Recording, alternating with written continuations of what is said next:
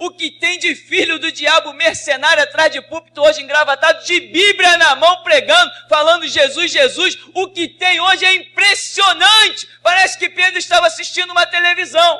Impressionante, inigualável essa revelação. Amém. Segundo Samuel, capítulo 15, diz: aconteceu depois disto que Absalão conseguiu para si uma carruagem, cavalos e uma escolta de 50 homens. Levantando-se ao raiar do dia, Absalão plantava-se à beira da estrada principal que levava à porta da cidade, e assim sempre que alguém vinha trazer uma causa para ser julgada pelo rei, Absalão abordava essa pessoa e questionava: de que cidade és?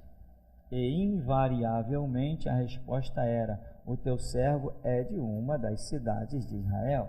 Então Absalão aproveitava a oportunidade e comentava: a tua causa é válida e justa, mas infelizmente não há nenhum representante do rei que te escute. Absalão sugeria: quem me dera ser designado juiz desta terra? Todas as pessoas que tivessem uma causa ou demanda legal viriam a mim, e eu lhes faria justiça. E sempre que alguém se aproximava para se prostrar diante dele, ele estendia-lhe a mão, puxava-o para si e o beijava. Absalão, deste modo, ia seduzindo o coração da população de Israel e de dia a dia, conquistando a lealdade dos israelitas que vinham pedir que o rei lhes fizesse justiça. Ao fim de 4 anos, Absalão solicitou ao rei: permite que eu vá a Hebrom a fim de cumprir um voto que fiz ao Senhor, porque quando teu servo estava em Jesur, na Síria, fez este voto: se Yahvé me conceder retornar a Jerusalém, prestarei um culto a Yahvé em Hebrom. Abençoou-lhe Davi, dizendo: vai em paz. Ele se pôs então a caminho para ir a Hebrom. Absalão mandou mensageiros a todas as tribos de Israel para notificá-los: quando ouvirdes o som da trombeta, bradai uns aos outros. Absalão tornou-se rei em Hebrom. Com Absalão partiram de Jerusalém 200 homens. Eles haviam sido convocados, mas nada sabiam sobre o que se passava, nem suspeitavam das verdadeiras intenções de Absalão. Depois de oferecer sacrifícios, Absalão mandou chamar Aitofel, da cidade de Gilo, conselheiro de Davi. Então a ação conspiratória ficou evidente e ganhou força, e o número dos seguidores de Absalão ficou ainda muito maior. Então o mensageiro chegou a Davi, ao rei, e disse: o coração dos homens de Israel se voltou para servir a Absalão. Amém.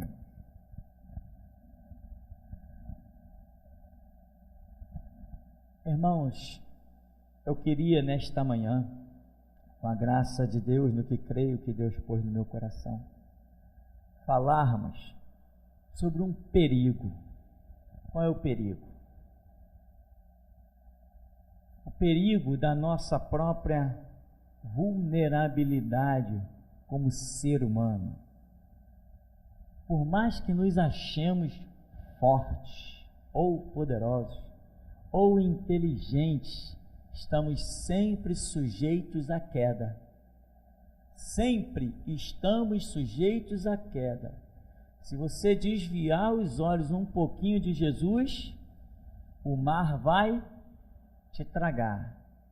Senhor, manda ter contigo sobre as águas, vem. Mas olhou o vento, homem de pouca fé, por que duvidaste? Então, olhar para Jesus é a constante das nossas vidas, que não pode sofrer nenhuma mutação. Nós, não adianta pensar que é forte. Entrei para a academia, fiquei musculoso, estou malhando até o espírito e a alma. Pura ilusão, meu irmão. Pura ilusão que estou malhando até o espírito e a alma. A realidade é que nós somos fracos. Somos fracos. A nossa fortaleza é o Senhor. Como diz a Escritura, Deus é o meu refúgio e a minha fortaleza. Eu mesmo, de mim mesmo, você de si mesmo, não importa, meu irmão, o quanto você se considere guardado, abastecido, cercado, né, intocável, nem adianta. Isso eu não estou falando só na dimensão do corpo, e aliás, que corpo é o que menos importa. Eu estou falando isso mais até na dimensão do teu ser, do teu psicológico, da tua alma. Nós somos pessoas muito fáceis de ser enganadas. A prova, quantos membros tem a Igreja Universal? Não é nem membro, nós sabemos que na grande maioria não são membros, são pessoas que passam por lá. Quantos são tragados por uma propaganda e vão para lá? Quantos acreditam na corrente das 7 sexta-feiras? Depois dessas 7 sexta-feiras vai acontecer isso na tua vida. Quantos acreditam nisso? E aquelas pessoas são burras? Elas não têm cérebro? Elas não têm inteligência como todo ser humano tem? Elas têm, mas elas estão lá. Quantos são hoje os adeptos do Espiritismo? Quantos são hoje os adeptos da maior organização de todos os tempos, chamada Igreja Católica Apostólica Romana? Quantos são os adeptos? Inclusive, eu já usei esse argumento muitas vezes quando as pessoas chegam para mim: não, mas igreja é universal. Eu digo assim: igreja é para você, para mim é um templo de Satanás. Ué, como assim? Eu falei: meu irmão, templo de Satanás. Aí, você está querendo então dizer que aqueles homens são enganadores? Muito bons, inclusive. São ótimos enganadores. Quer dizer que todo aquele povo da Universal está enganado? Como é que pode tanta gente assim estar enganada? Aí eu digo: você acha que os católicos estão enganados? Não tem como um evangélico dizer ao contrário. Todo evangélico sabe que na Igreja Católica quem impera é o diabo. Então eu pego os crentes por aí. Ora, a Igreja Católica, o povo católico é enganado ou não? Então não vamos julgar por quantidade. Se fôssemos julgar por quantidade, diríamos que a Igreja Católica é santa, que o maior número de membros no mundo inteiro é a Igreja Católica. Então os que estão lá na Universal também estão enganados. E não é só na Universal, num monte de birosquinha por aí chamada de igreja, onde o pastor, aqui mesmo tem uma ali pertinho, dá até para ver daqui, tem uma, onde o pastor aparece uma vez por mês na igreja, para pegar o dízimo, enquanto isso deixa um pobre coitado, enganado, escravizado lá, que ele consagrou a dirigente dos trabalhos, e o camarada pensa que é alguma coisa e pensa que um dia será, não vai ser nada, inclusive que o tempo dele já passou, ele era para ter assumido o ministério muito antes de mim.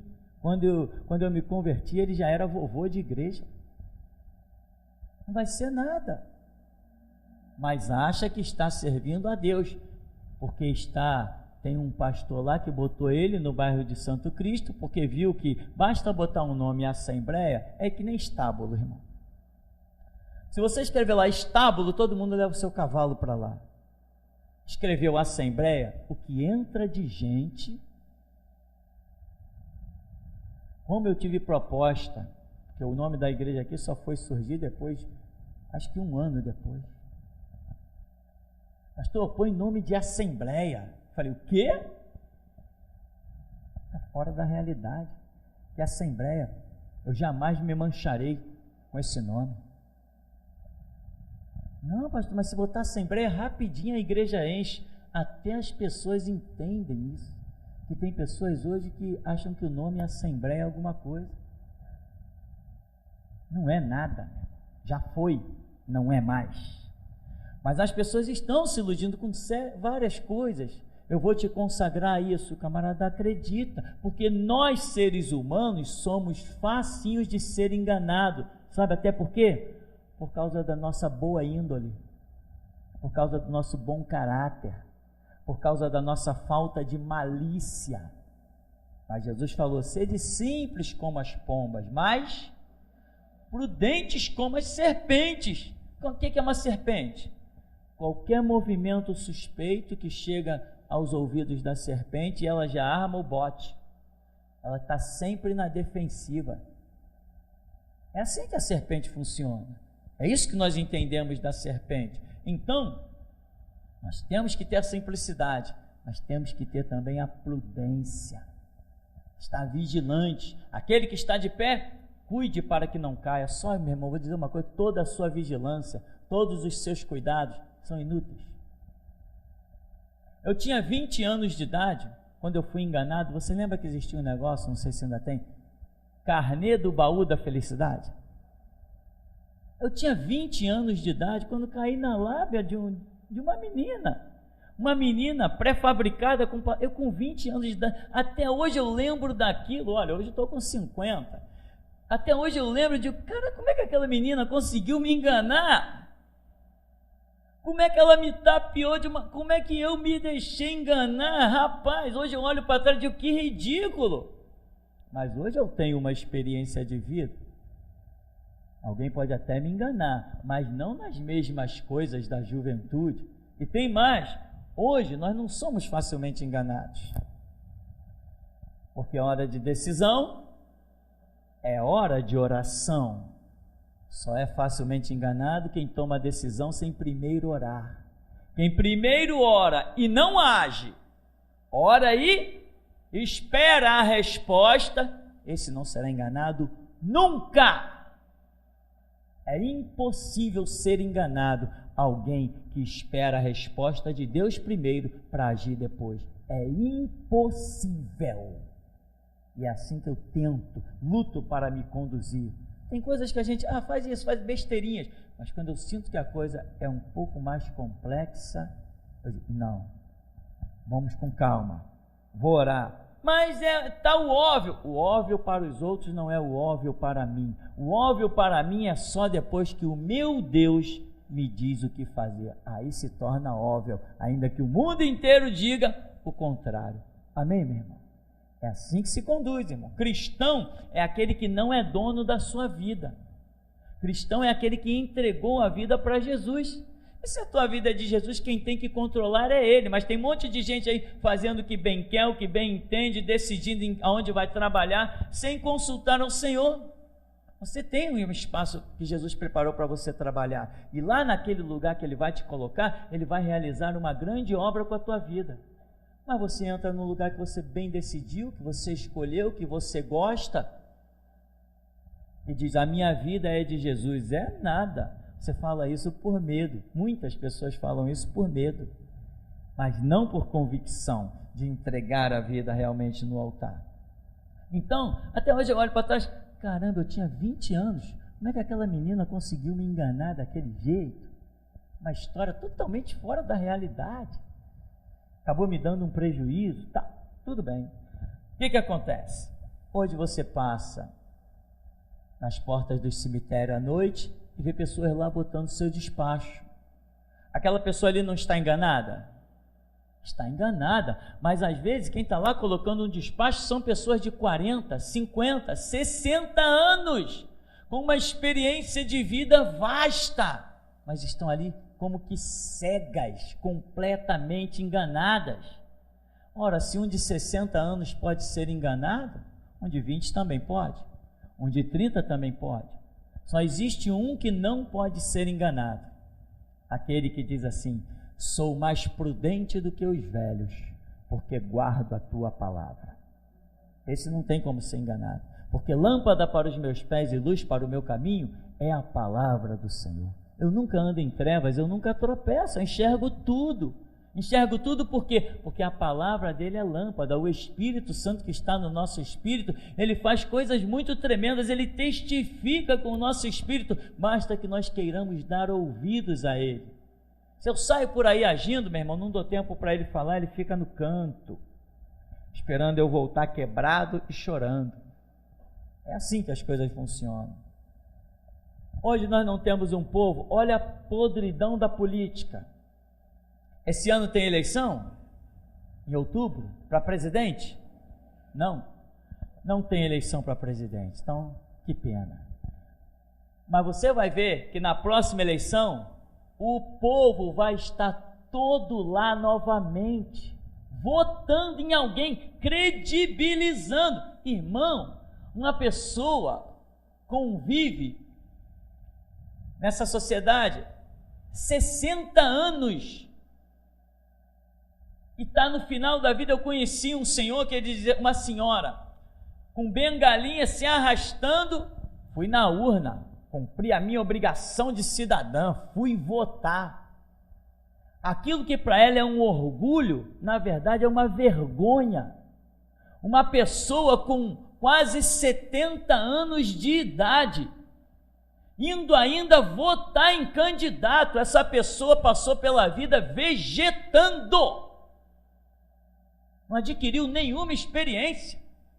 Quem adquire o mínimo de experiência olhando as telejornais, não volta naquelas urnas.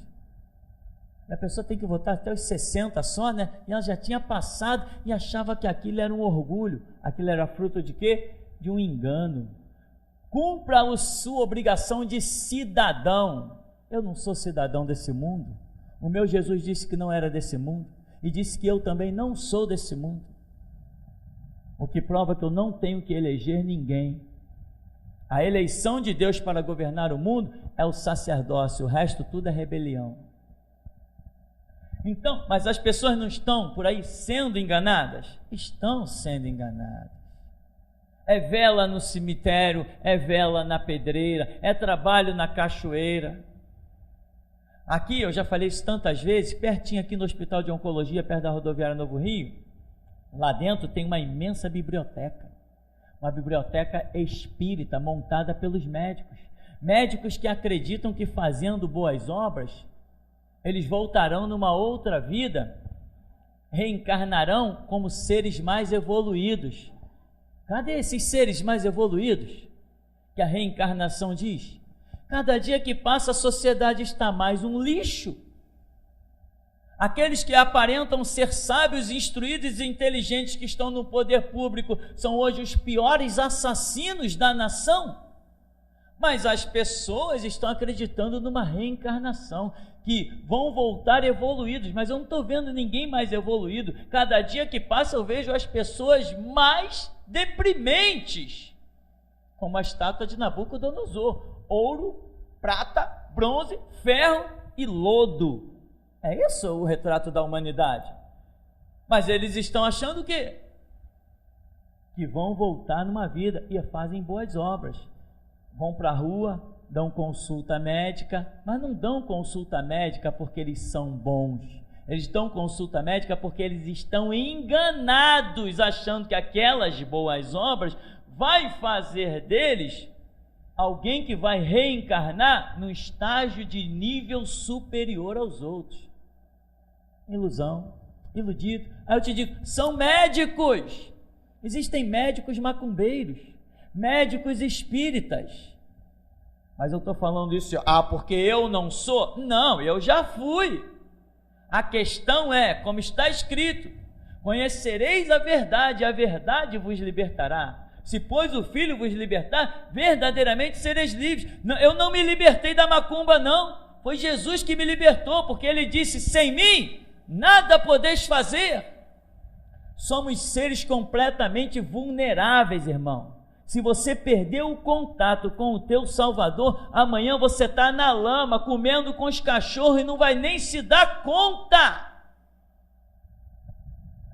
Agora, não te comporte como super-homem, não te comporte como ser inteligente, te comporte como alguém que depende de Deus, como alguém que precisa de Jesus. Jesus, estou acordando nesse dia. Senhor, seja a tua luz dos meus olhos. Senhor, seja a tua força dos meus passos. Seja a tua força dos meus músculos. Que eu não tenha força para caminhar em uma direção oposta da tua vontade. Que eu não tenha força para pensar em algo que não te agrade. Que meus braços, meus músculos, que o fôlego da minha vida não me permita uma ação que te desagrade. Domina sobre mim, reina sobre todo o meu ser. Se esse negócio, meu irmão, ali está o pecado, deixa comigo que eu resolvo. Daqui a pouco tu está envolvido, meu irmão, que nem sabe aonde foi a porta que você entrou e nem sabe quem puxou o teu tapete. As minhas ovelhas ouvem a minha voz. Então, nós temos que... E é interessante que a Bíblia nos classifica como ovelhas, né? A ovelha tem a visão turva. Para beber água, o pastor tem que colocar ali, cavar um buraco, botar uma água parada, que a água em movimento, ela acha que aquela água vai engolir ela. A ovelha é um bichinho, caramba, só serve para ser predado, porque só come capim, mais nada. Se o lobo estiver se aproximando, nem cheiro de lobo a ovelha não sente. É um bicho completamente inofensivo, completamente pacato. E a Bíblia nos classifica como ovelhas e não como ursos poderosos, nem leões, nada disso. Essa é a principal nomenclatura das nossas vidas. Ovelha, um bicho fácil de ser tragado, mas se o Senhor for o meu pastor, nada me faltará. Deitar-me faz em verdes pastos e guia-me mansamente às águas tranquilas. Vai refrigerar minha cabeça com óleo, o meu cálice vai transbordar. A bondade e a misericórdia vão me seguir todos os dias da minha vida. Eu poderei andar rodeado de feras, mas os anjos vão me servir. Então, irmão, olha o que Absalão faz. Olha como Absalão engana uma multidão, mas não é só engana, Absalão foi enganado. Chegou um conselheiro e disse para ele: Absalão, primeiro, o conselheiro olhou e falou assim, ele sentiu que Absalão estava amargurado.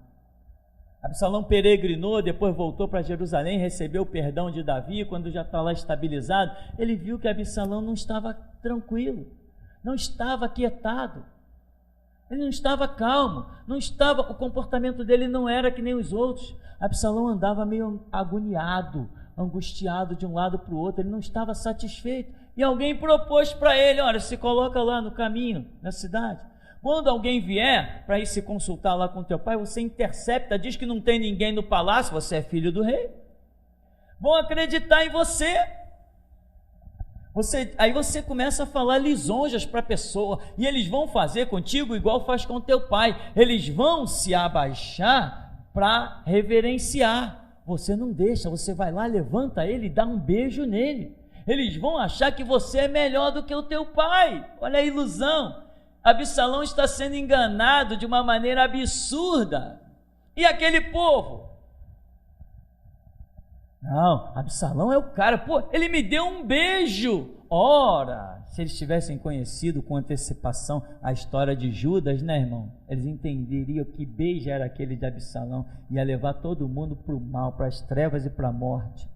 Absalão foi enganado, ele não foi capaz de discernir, porque ele não buscou em Deus, não estava nem aí para Deus, morreu e foi para o inferno. Ou não foi? Duvido que eu encontre Absalão lá em Riba, mas duvido, irmão, mas não está mesmo. Alguém que se levanta contra o reinado de Davi, quer matar Davi, esse alguém vai para o céu?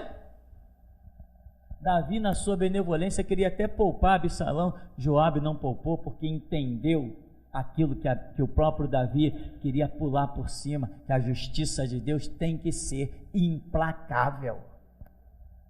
Aí beijava um, beijava outro. Davi não. Davi está no seu trono, dava sentença, a pessoa reverenciava, tá bom, vai em paz. Aí esse Davi não me beija, mas Absalão me beijou, então Absalão é melhor do que... Tem gente que é assim, acha que o melhor é aquilo que lhe satisfaz. O melhor não é o que me satisfaz, o melhor é o que satisfaz a Deus. Mas muita gente vive nessa ilusão. Então Absalão se coloca lá na entrada da cidade, não tem ninguém aí não, o rei não está, os conselheiros do rei não estão. Mentira, estava todo mundo lá. E aí Absalão começa a agradar o povo com várias lisonjas e começa a se destacar. E tem uma turma aqui que você viu, que foi convocado, uns 200, E quando eles chegam na situação, eles nem sabem o que está acontecendo, que Absalão está intentando uma tramóia, uma rebelião. Eles não sabem, eles entraram de gaiatos, entraram de bobo na questão. E depois tiveram que amargar a espada de Davi, um homem experimentado na guerra, que mesmo com um número menor venceu a guerra contra Absalão, porque era um homem experimentado, um homem de estratégia, um homem que acima de tudo tinha Deus. E para Deus a vitória é para quem pertence a Ele, não é para quem é a multidão. Como diz a Escritura, o Egito é apenas um homem. Não importa a multidão do Egito, para Deus, Deus olha apenas como um homem. Deus disse para Gideão: tu ferirás esses midianitas como se fossem apenas um homem. Que? Imagina, meu irmão, ali tinha pelo menos, no mínimo, 80 mil. Gideão partiu com 300 homens, lá tinha 80 mil homens, foram convocados de várias cidades. Deus tinha estratégia, falou: eles não passam de um homem, você não vai nem levantar a espada contra eles. Era gente de todo lado. No meio da noite Deus fez um reboliço, um não conhecia o outro, que eram de cidades diferentes. Um pensou que era inimigo do outro, achou que Israel tinha entrado no meio deles, foi um matando o outro. Que estratégia de Deus. Davi vence Absalão, porque Deus estava com ele, além da sua própria experiência, e Absalão ficou na ilusão. E aqueles homens, aqueles 200, caíram à espada também, se dispersaram, não puderam mais ser repatriados em Israel, porque foram convocados, aparentemente não tinham culpa nenhuma, eram inocentes. Sabe a grande lição, meu irmão? Para tudo que você for convocado, primeiro, uma palavra de oração. Para tudo, aqueles homens foram inocentes, convocados por Absalão, nem sabiam do que se tratava, mas quando a coisa aconteceu, não puderam mais sair e começaram a acreditar que teriam vitória, e lá permaneceram, e caíram pela espada. Nós somos facilmente enganados, irmão. Todos nós somos facilmente enganados. A única coisa que nos separa do engano é a direção do nosso Deus.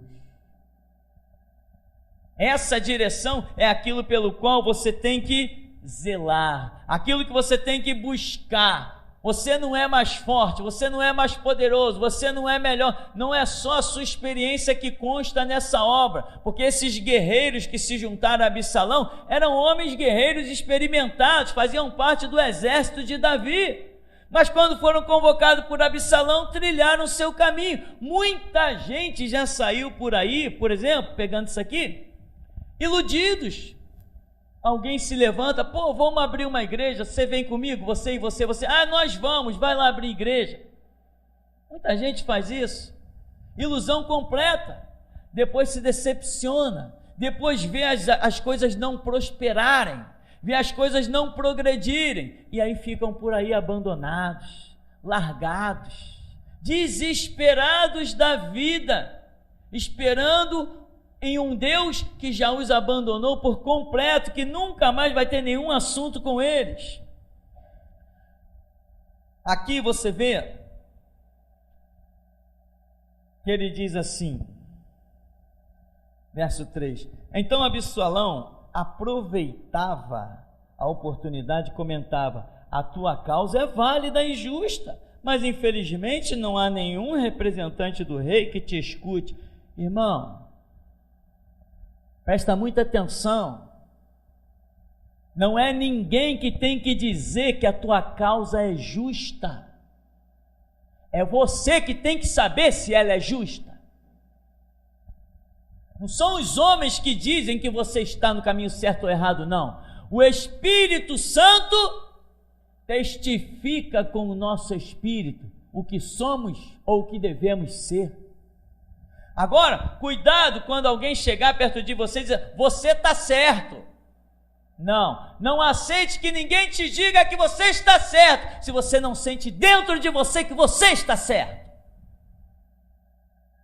Justiça, verdade, não é algo que alguém te diz, é algo que você sente. Nós, como cristãos, temos que sentir de Deus. Vou lá para os pés do Senhor, Senhor, eu estou certo ou estou errado? Você está errado, toma vergonha e te corrige. Se alguém vier dizer que você está certo, tu diz, sabe o quê? Para trás de mim, Satanás. Mas eu estou dizendo que você está certo.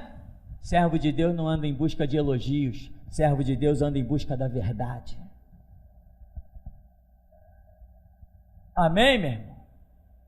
Então, aqui ele vem e começa, a tua causa é justa, a tua causa é válida, mas não tem ninguém para julgar. Ora, quem me dera que eu fosse designado nesta terra como juiz, todas as pessoas que tivessem causa, viessem até a mim, e eu lhes faria justiça. Sempre que alguém se aproximava para prostrar diante dele, ele estendia a mão, puxava-o para si e o beijava.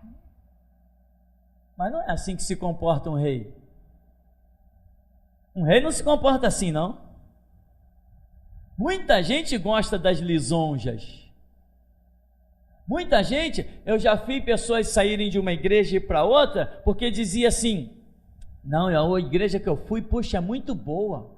O pastor, antes de começar o culto, ele sai de banco em banco apertando a mão de cada um. Aquilo que é um homem de Deus. Todo dia de culto, antes de começar o culto, ele sai de banco em banco, ele aperta a mão de um por um e pergunta, como é que vai? Bom dia, seja bem-vindo. Como é que vai? Bom dia, seja bem-vindo. Ele aperta a mão de cada um, todo dia. Essa é uma igreja de Deus, aquele é um homem de Deus. Por quê? Nós vimos Jesus sair pelas ruas apertando a mão de todo mundo. No Monte das Oliveiras, ele saiu apertando a mão de cada um. Lá em João 6, quando ele pregou o discurso duro, ele pediu desculpa ou apertou a mão de cada um? Quando a multidão o deixou e disse, duro é este discurso, quem o poderá ouvir? Os discípulos, os 12, ficaram quietos, não disseram nada, não se mexeram com nada. O Senhor Jesus virou para eles e disse, vocês também não querem ir embora não? Vai com eles. Homem de Deus, meu irmão, sabe da sua missão. E a missão de um homem de Deus não compactua com amizades. Jesus Cristo não veio a esse mundo para fazer amigos, veio para fazer discípulos. Porque os discípulos é que vão herdar o reino de Deus. Quando ele disse para os discípulos assim, eu já vos tenho chamado de amigos, amigos é porque ele quis mostrar que havia uma intimidade de revelação. Mas ele não veio fazer amigos, não, veio fazer discípulos. Aí a mulher saiu de uma igreja aonde tinha a palavra que eu conheci, aonde fluía, aonde a verdade era tremenda, e foi para lá porque o pastor todo dia apertava a mãozinha dela. Tem gente que é assim, facilmente enganada. Tem igreja por aí que o pastor vai para a porta, aí aperta a mão de cada um. Eu acho isso muito bonito, meu irmão, desde que não haja uma má intenção incutida nessa história. Nós somos muito facilmente levados no nosso sentimento, e principalmente quando nós temos uma intenção de satisfazer algo que está se remoendo dentro de nós e nós não conseguimos nos desvencilhar daquilo, como Eva olhava para aquela fruta lá do paraíso, todo dia ela está namorando e a serpente está de olho nela. A serpente está vendo que Eva passa, mas não passa ignorando. Eva passa, mas passa admirando. Eva vem no seu passo rápido, mas quando passa em frente àquela árvore, ela diminui o passo para olhar. E o diabo está de olho. O diabo está de olho, meu irmão, onde os seus passos diminuem. O diabo está de olho aonde os teus olhos se pregam.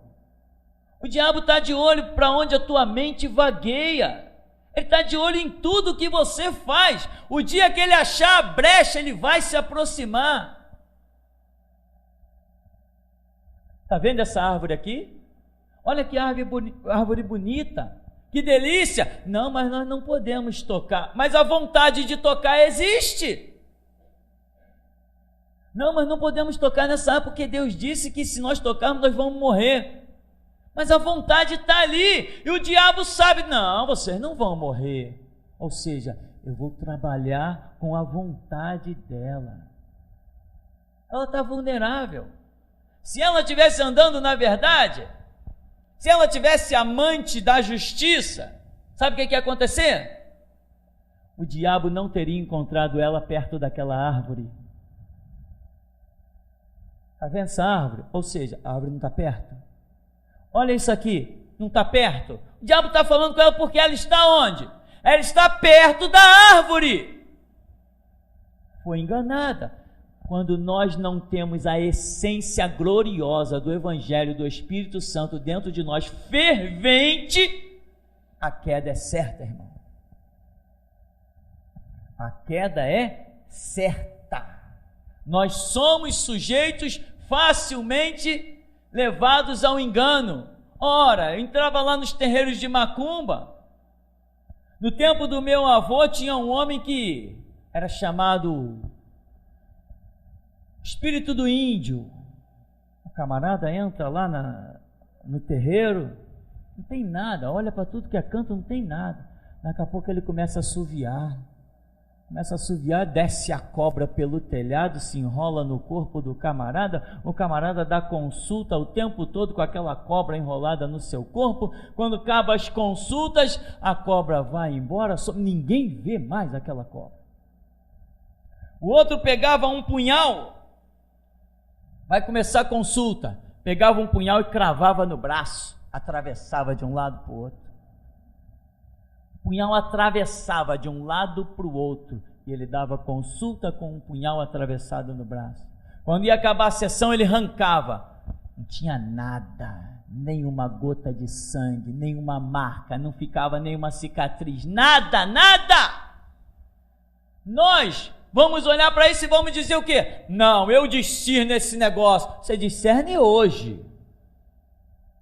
Hoje você discerne. Porque o Senhor Jesus é o teu pastor e nada te faltará, nem o discernimento, nem a graça, o Espírito. Mas em tempos antigos, sem conhecer essa gloriosa luz do Evangelho, você olharia para essa coisa e diria o quê? É Deus, mas não é Deus, é o diabo. Prudência, irmão, prudência, aguça a tua ardente vontade de andar com Deus, andar na luz e não cair. Diga para você mesmo, todos podem cair. Diga assim para você, olha, até o meu pastor pode cair, mas eu não vou cair. Diga para você mesmo, se um dia eu chegar lá na igreja e souber que o pastor Tupirani caiu em adultério, que matou, que assassinou, que roubou, que furtou, que defraudou, não me interessa, eu vou virar as costas e continuarei sendo homem de Deus. Diga isso para você, meu irmão. Não vincule a tua caminhada de ninguém, não, vincule a tua caminhada nas pegadas do Senhor Jesus. É ali que não se cai. Ouvindo Deus e entendendo que se você desviar os olhos, a água te traga. Se você se afastar do aprisco de Jesus, o lobo vai te devorar. 1000 cairão ao teu lado, 10.000 à tua direita, e tu não serás atingido. Encerrou a história? Não encerrou a história. A história não é essa. A história começa assim, ó. Aquele que habita no esconderijo do Altíssimo, à sombra do Onipotente descansará. Essa é a história. Então você tem que entender. Se você não está no esconderijo de Deus, se você não está na fortaleza, se você não está vigiando, olha, o Paulo diz assim, aquele que está de pé, vigie, cuide para que não caia. Você tem que ter prudência, você tem que aprender a olhar as coisas com os olhos do Espírito Santo. Olhar as coisas com os olhares de Jesus. Não é olhar com a tua sabedoria, com a tua inteligência.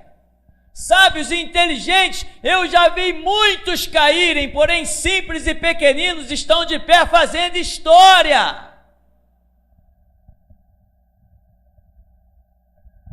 Jesus falou, sem mim, nada. O que é nada? Nada é tudo.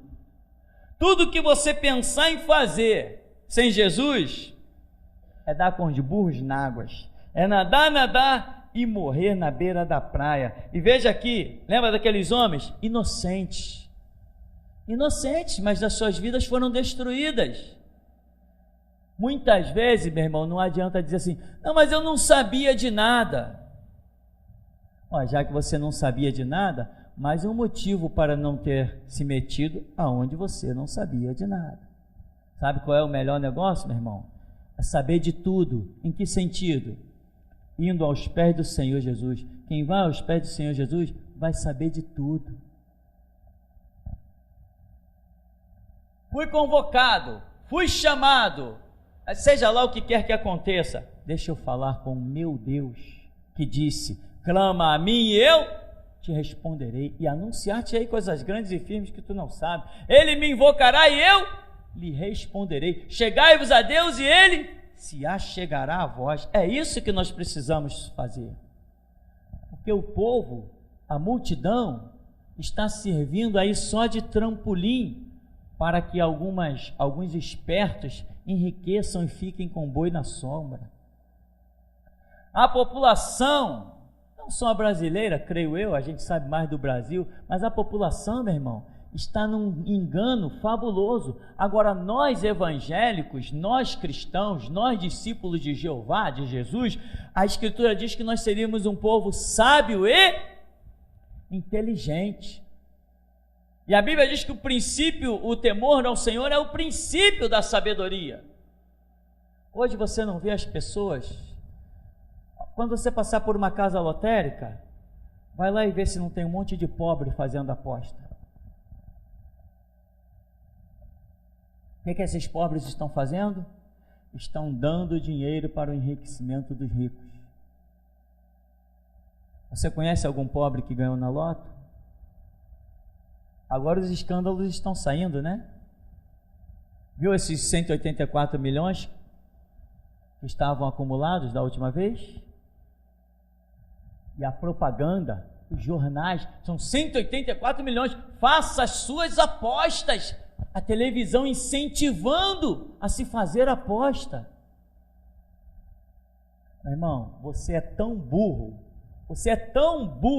de acreditar que o governo vai soltar 184 milhões na mão de um semi-analfabeto. Você é tão burro de acreditar nisso. Dinheiro é poder. Dinheiro é poder, e você acha que a Loto, que é coordenada pela Caixa Econômica Federal, vai soltar 184 milhões na mão do povo? Dinheiro é poder, meu irmão. Sabe o que são 184 milhões na mão de um traficante?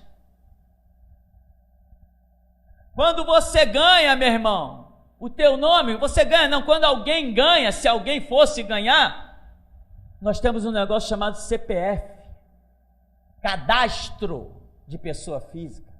Você está fichado, meu irmão. Mesmo que por acaso o teu bilhete fosse premiado, não vou nem entrar em detalhe de tantas fraudes que tem com bola de ferro, bola de alumínio, bola de ping-pong, eles escolhem a que vai cair, põem umas mais leves, outras mais pesadas, na hora que gira é a pesada que vai cair. Ora, quem não sabe disso? Saiu até isso aí em tudo que é televisão. O governo jamais vai deixar milhões rolando livre por aí. Se não fosse assim, meu irmão, os traficantes fariam boladas e mais boladas, comprariam bilhetes e mais bilhetes e ganhariam. Você acha mesmo que o governo vai soltar 184 milhões na mão do povo carioca? Ora, faça-me o favor! Quem joga na loto está sendo enganado e pensa que é esperto, mas nunca parou para pensar. O governo lá quer um povo rico, meu irmão. O governo quer milhões rodando livremente numa sociedade. Imagina um pobre adquirindo aí, teve agora 200 e tantos milhões. Imagina um pobre com 200 e tantos milhões na mão para o governo. Isso é um crime, isso é uma ofensa, isso é um perigo. Esse cara pode comprar rádios, esse cara pode comprar canal de televisão, esse cara pode comprar várias mídias, esse cara pode abrir empresas importantíssimas, esse cara pode ter uma visão, ser auxiliado por uma série de fatores e movimentar uma sociedade de forma negativa para o governo. Mas você sempre vai ver uns pobrezinhos coitados, vim fazer a minha fezinha. Tem gente que joga 20 anos, há 30 anos. Tem gente que, como meu pai, morreu jogando. Meu pai morreu jogando, comprando bilhete de loteria. Me diz que o governo vai soltar 100 milhões. Me diz que o governo vai soltar 184 milhões na tua mão, meu irmão. Fala sério. Me diz que o governo vai deixar eu preencher um bilhete e ser o ganhador de 184 milhões. Me diz que ele vai deixar isso acontecer. Saiu o ganhador da telecena.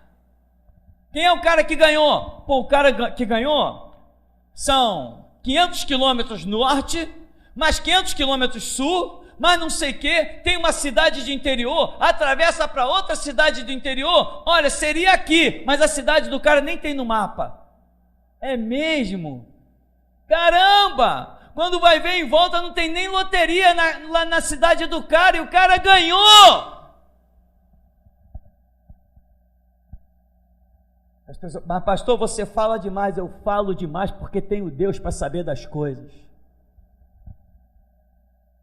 Somos pessoas, seres humanos, que são facilmente iludidos, enganados. Lembra de A Fazenda? Quem assiste A Fazenda aí? Essa hora ninguém assiste. A Fazenda. Não teve um artista... Quem gosta disso são os adolescentes. Um artista boa pinta, bonitinho, que teve um caso com a mulher dele e aí a justiça determinou uma distância. Ele desfilou com uma fita na mão para medir distância. Como era o nome do cara? Dado Dolabella. Uma coisa dessa aí, quase que eu enrolo a língua. Irmão, o cara boa pinta. A TV sabia que ele era um galã, atraía as adolescentes. Projetou uma situação, ele participou da primeira roça da fazenda. Vote para cá para livrar os... mande o SMS, né? Mande seu SMS para livrar aquele que for o seu ídolo. Milhões. Aí veio a segunda roça, lá está ele de novo na outra roça, ele caiu na outra roça. Veio a terceira roça, o cara participou de 3 roças, ficou para a final. Naquela situação, a televisão faturou 80 milhões em cima dos escravos iludidos com propaganda, com galã, para livrar o seu ator da roça. 80 milhões em apenas um programinha. Porque o povo é escravo, o povo é cego. Sem Jesus o povo não sabe a mão direita nem a esquerda, não discerne nada. Igualzinho ele falou de Nínive. Ora, Jonas, eu não ia ter misericórdia desse povo que não sabe discernir entre a mão esquerda e a direita. É exatamente isso. O povo não sabe discernir entre a mão esquerda e a direita, e você sabe. Então faça alguma coisa. Mergulha no profundo do oceano. Deixa Jesus limpar a tua lama completamente, te usar como um tição tirado do meio do fogo. O governo tem que odiar a igreja, porque Jesus Cristo nos implantou contra as portas do inferno. Cadê as portas do inferno? Se as portas do inferno não forem o Congresso Nacional, eu não sei onde elas estão. Nós vivemos numa sociedade, nós temos, irmão, que gritar. Jesus está dizendo, olha, aquilo que eu apregoar ao ouvido de vocês, solta nos telhados. Hoje você está ouvindo coisas, meu irmão, no pé do ouvido. Sobe no telhado, sobe no terraço, grita! Grita! Vamos voltar a acionar o Facebook. Nós nos perdemos um pouco, entramos na era do WhatsApp. Não, mas vamos voltar no Facebook. Nós queremos tratar as coisas publicamente. Vamos voltar a mexer no Facebook. Vamos catar coisas, escândalos, vamos publicar, vamos mandar ver. Agora, não espere ver um pobre ganhando 100 milhões. Não espera isso, meu irmão. Isso é ilusão pura. Eu vi um acúmulo de loto que deu 216 milhões. Quando eu olhei a fila, não pude nem pagar a conta. Na época que eu pagava, agora eu pago pelo computador as contas. Mas quando eu pagava em banco, em lotérica, a fila, que fila é essa? Aqui que é a fila daquela caixa lá embaixo? É, irmão, por que está tão grande assim? Não, irmão, é porque amanhã vai correr a loto. 216 milhões. Falei, dava para olhar aqui. O povo é realmente espizinhado. O povo é realmente, irmão, surrado. Não esqueça então, meu irmão, que você tem a graça de Deus, tem o Espírito, você tem a chance de ser liberto e se tornar um libertador. Jesus não te chamou só para ser liberto, te chamou para ser libertador, porque Jesus não é libertador? Ele disse o quê? A um servo, cabe ser igual ao seu Senhor. Então vamos acordar, vamos despertar, vamos entrar para o canto e receber os segredos de Deus. Vamos lá para a intimidade do nosso quarto e vamos receber as mensagens do Todo-Poderoso. Deus, o que tu queres que eu apregoe na sociedade? O que tu queres que eu apregoe na tua igreja? O que tu queres que eu declare? Quem é o teu próximo alvo, Jesus? Lembra da canção? Como um farol que brilha à noite, como ponte sobre as águas, como abrigo no deserto, como flecha que acerta o alvo. Você não é só abrigo, você é flecha. E flecha, irmão, mata. Flecha é símbolo de guerra. Quer ser uma flecha de Deus? Então não é para a paz, é para a guerra. Agora, você é ovelha. Ovelha, meu irmão, não faz assim para enxergar, não. Ovelha não levanta a cabeça para enxergar, não. E nem adianta. Dizem os estudiosos que ela não enxerga. A córnea dela é curva, de tal maneira que ela não consegue enxergar. Ela teria que usar um óculos de lentes especiais. Não é nem óculos de lente especial. Como é que chama esse negócio? Essa lente? Lente de contato. Ela teria que usar uma lente de contato que pressionasse a córnea, para a córnea ficar reta, mais reta, e ela poder enxergar. A ovelha não enxerga. Você é ovelha? Você admite que você não enxerga? Mas você admite que você não precisa enxergar? Porque o Senhor é quem te guia, o Senhor é quem te guarda, Ele é a tua sombra, a tua direita, Ele te conduz a verdes pastos, Ele te faz passar no meio do arraial dos inimigos e causa um transtorno. E é isso que o Espírito Santo está dizendo nesta manhã. Nós estamos passando no arraial dos inimigos, eles estão ficando transtornados.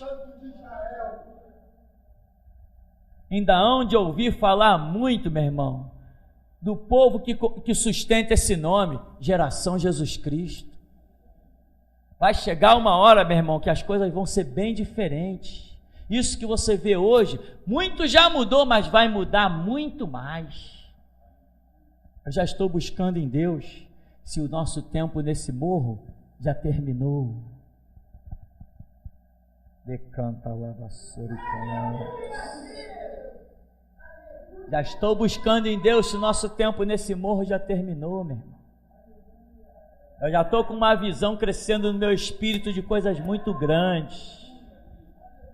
Mas eu não mudarei a minha essência. Eu jamais serei um pacifista. Continuarei a ser um guerreiro de Jesus Cristo. E eu não quero ser o único a botar a boca no trombone e falar das falcatruas da nação, dos governos e dos empresários, e da maldade, da pilantragem, da sem-vergonhice, não. Eu não fui chamado sozinho para essa obra, não. Você foi chamado para a mesma coisa. Então faça. Está faltando coragem? Está faltando a unção? Vai lá para dentro do teu quarto, só volta de lá quando você estiver com ela. Agora, nunca ouses pensar que o governo tem planos de fazer um povo prosperar. Nunca ouses pensar.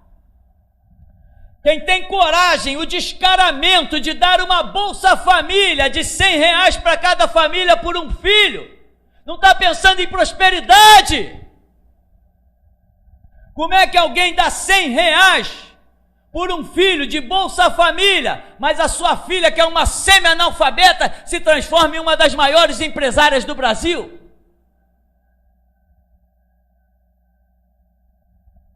E o povo, principalmente lá no Nordeste, onde a Bolsa Família imperou, a Dilma ganhou as eleições maciçamente, massacrou no Nordeste. A vitória dela foi só do Nordeste e ela foi eleita. Por quê? Porque é muito fácil enganar o povo. Alguns a gente engana com R$100, outros engana com uma bala. Todos nós já fomos enganados. Tantos nós passamos pelo Espiritismo e não éramos criança. Passamos pela Universal, passamos pela Igreja Católica, tantos nós. As pessoas hoje estão trabalhando por salário mínimo. Trabalha 8 horas de segunda a sábado e ganha o salário mínimo. E não é trabalhando para uma empresa pequena, porque a gente até entende, é até uma ajuda, mas o camarada é explorado a todo custo, tem que fazer hora extra, é espizinhado, no final do mês aquilo ali não dá para ele sustentar a vida dele, ele está sempre no vermelho, se torna um escravo do patrão até com, sei lá, um monte de coisa, e acaba que ele aceita,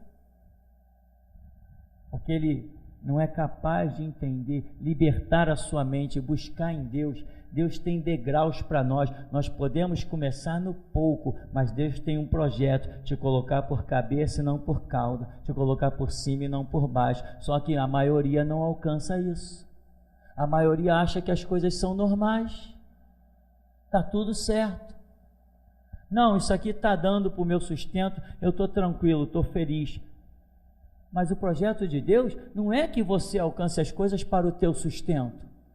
Ele diz, tu emprestarás a muitos, e de ninguém tomará emprestado. Então Deus não veio te fazer, apenas te sustentar, Ele quer através de você, sustentar outros. Se eu tivesse olhado para a Bíblia e dito assim, Jesus, eu já conheço a tua palavra, eu creio mesmo que o Senhor morreu na cruz por mim, eu estou salvo, beleza, agora eu vou ficar sentadinho na cadeira e deixar o tempo passar. Não, eu olhei e disse, Deus, eu sei da verdade, o Senhor me revelou, e o teu povo está sendo escravizado, suscita, Deus, do Oriente ou do Ocidente, mas suscita um libertador. Então, meu irmão, cuidado com as coisas, né? É às 7 sexta-feira, lá está o povo. É a unção do azeite galo, lá está o povo. É a pedra que veio do Rio Jordão, lá está o povo. É o domingo de Ramos da Igreja Católica, lá está o povo. É a missa de 7 dias, é a missa de um mês, é a missa de 1 ano, é a missa de 2 anos, e toma-lhe dinheiro para o Vaticano. mas você não é isso. Você não faz parte dessa linha de povo. Você tem o Espírito, você foi remido no sangue, você tem outro projeto de Deus para você. O teu título nesta manhã é libertador. O título, para quem está entendendo nesta manhã, é libertador. Foi para isso que Deus te chamou de libertador. Agora, a parte dele já foi feita. Cabe a você fazer a sua. Até aqui. Nos tem ajudado, Senhor.